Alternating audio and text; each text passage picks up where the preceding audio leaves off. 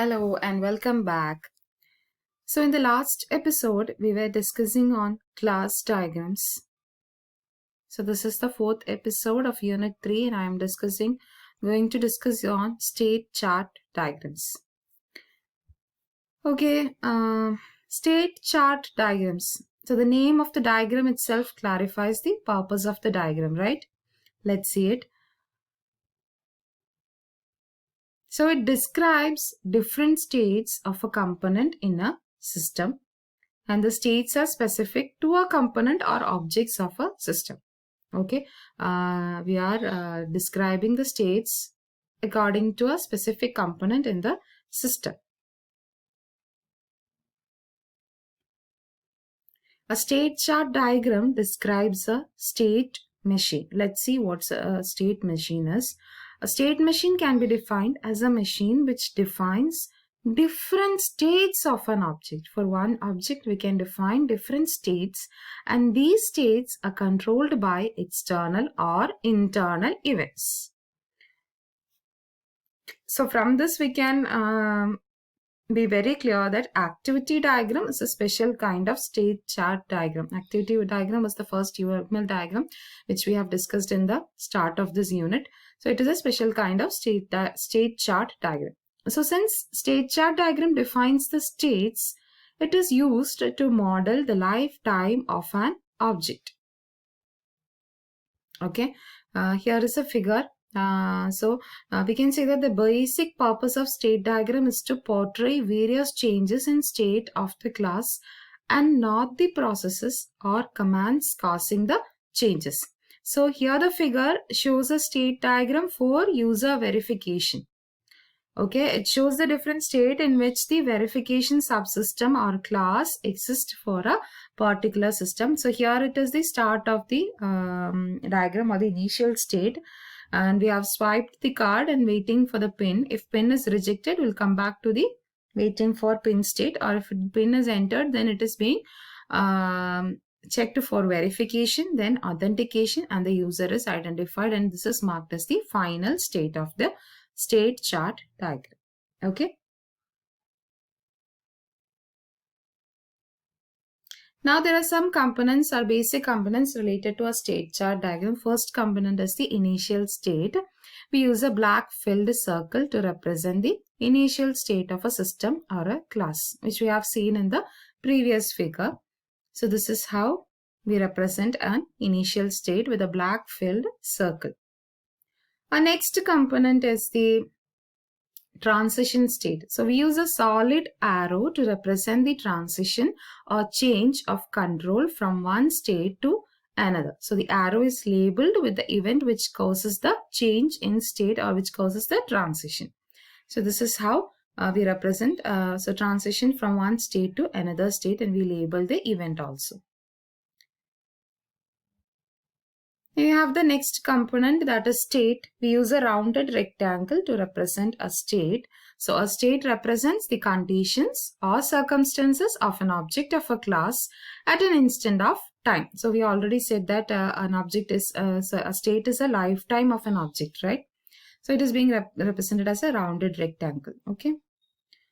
Then we have the fork state, that is we use a rounded solid rectangular bar to represent a fork notation with incoming arrow from the parent state and outgoing arrows towards the newly created states. Okay, so we use the fork notation to represent a state splitting into two or more concurrent states. So a state can be split into two or more concurrent states. Let's see how it is shown. So this is the state A, which is the parent state, and it is being splitted into two states, that is state B and state C. Okay, this is the fork notation. Our next component is the join notation, which is exactly the opposite of the fork notation. So in join, we use a rounded solid rectangular bar to represent a join notation with incoming arrows from the joining states and outgoing arrow towards the common goal state. Okay.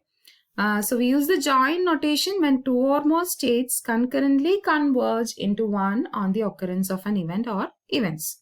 So I already said it is an opposite of the fork notation. So here 2 or more concurrent state will converge into one state.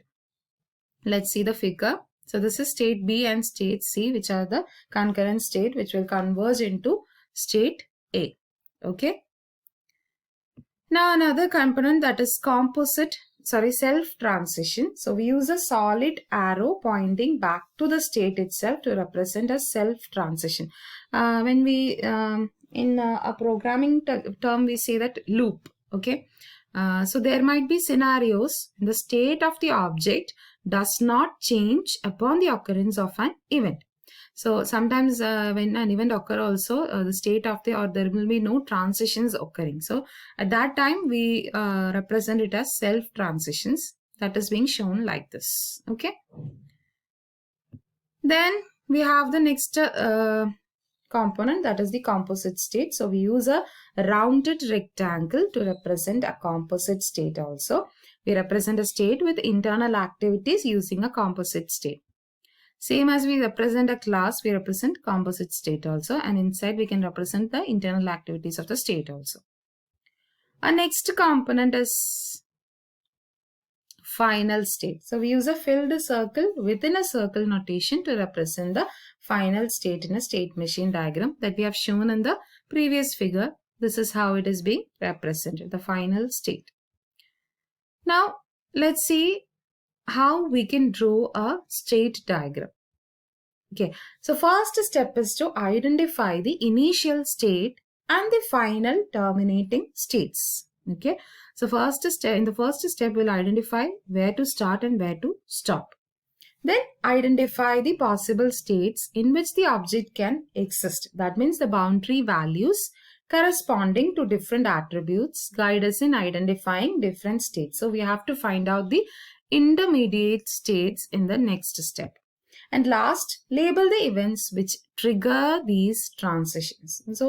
So many transitions will occur from one state to another, right?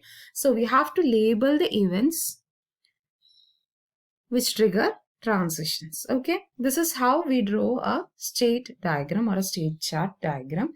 Now we'll see an example figure for a state diagram. So here is an example of an online ordering system. Okay, let's see what is happening in the online ordering system.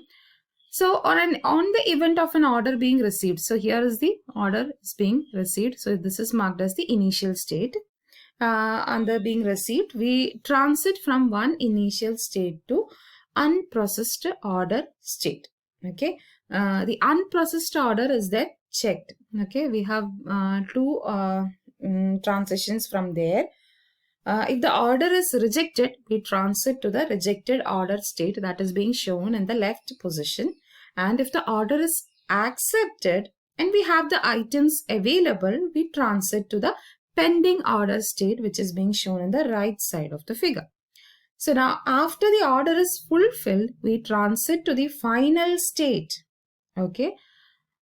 So here we can merge the two states, that is the fulfilled order and the rejected order, into one final state. So this is how we can draw a state chart diagram, and this shows a state chart diagram of an online ordering system. I hope today's episode is very clear.